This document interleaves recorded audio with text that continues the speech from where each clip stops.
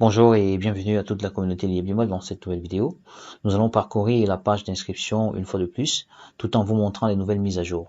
Alors, lorsque vous créez votre compte, vous devez savoir qu'il y a une chose que vous devez faire en premier, c'est de vérifier la totalité ou alors l'ensemble de vos noms et de veiller à ce que les noms que vous allez écrire soient, n'est-ce pas, les mêmes qui sont portés sur votre pièce d'identification. Donc, pour faire court, si vous envoyez quelqu'un créer votre compte à votre place, il serait plus judicieux de lui donner votre pièce d'identification pour qu'il écrive exactement les mêmes choses qui sont là-bas. Sinon, vous allez buter lors de la vérification. Alors, si je vais créer un compte, c'est ça. Je vais renseigner les informations et je vais créer le username.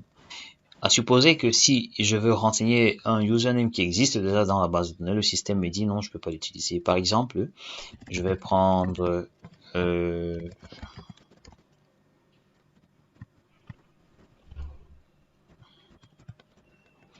alors si j'écris et ça marque tout en rouge, ça veut dire qu'il y a problème. Ça veut dire qu'il y a problème. Il me dit username is taken. Ça veut dire que ce nom de domaine existe déjà, donc il faut que je le change. Et si je mets comme ceci, il me dit, bon voilà, quand il marque en vert, ça veut dire que c'est bon. Donc ce nom de ce username n'est pas encore utilisé dans le système. Et vous choisissez le genre. Vous notez que vous ne pouvez pas modifier le sponsor ID. Et pour renseigner votre numéro de téléphone, vous devez choisir votre pays. Donc rentrez juste ici et sélectionnez votre pays.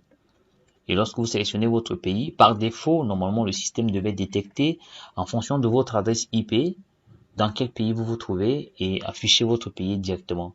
Donc certaines personnes, par fausse manipulation, peuvent sélectionner, comme je vois certaines, c'est Afghanistan, Albanie, donc les tout premiers pays. Mais sinon, votre pays est toujours listé en tête. Si c'est pas le cas, notifiez-nous et nous allons corriger le problème. Alors, lorsque vous avez renseigné toutes les informations nécessaires, vous allez voir tout marqué en vert. Lorsque ça marque en vert, c'est plutôt une bonne nouvelle. Mais lorsqu'il y a quelque chose en rouge, vous devez corriger.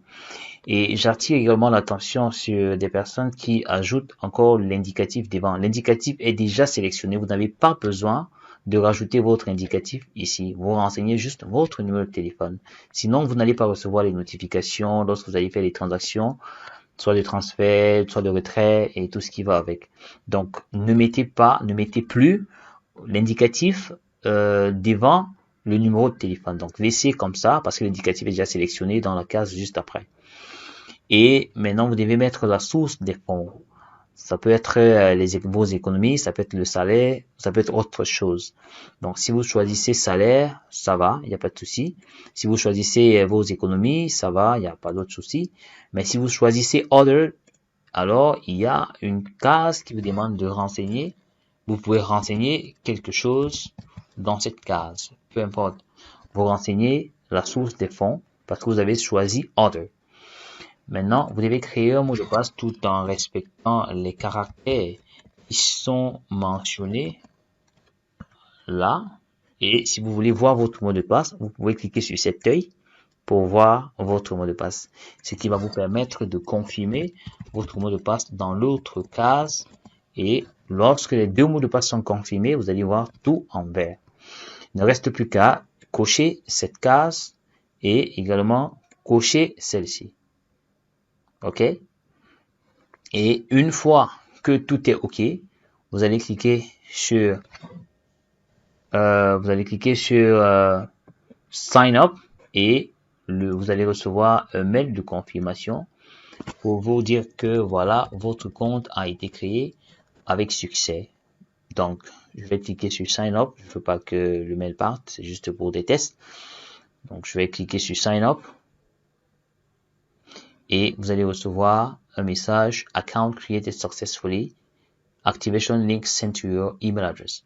Maintenant, il faut rentrer dans votre boîte mail et vérifier si vous avez reçu un mail d'activation. Sinon, faites une requête au site du support et nous allons, n'est-ce pas, vous assister pour l'activation de votre compte. Mais généralement, lorsque le mail est OK, vous devrez normalement recevoir un mail de notification.